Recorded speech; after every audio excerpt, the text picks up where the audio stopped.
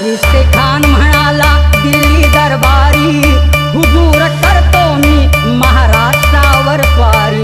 पुण्यात शाहिस्ता वस्तीला मग आला, शिवाजी लागे अजमावयास शत्रूला.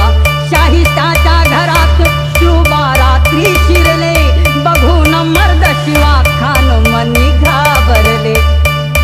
तेना शुभाने गनिमी काव्याने हल्ला, शाहिस्ता बोलत असे या तोबा या अल्लाह. केला शाहिस्त्यावर वार, त्याची तुटली बोट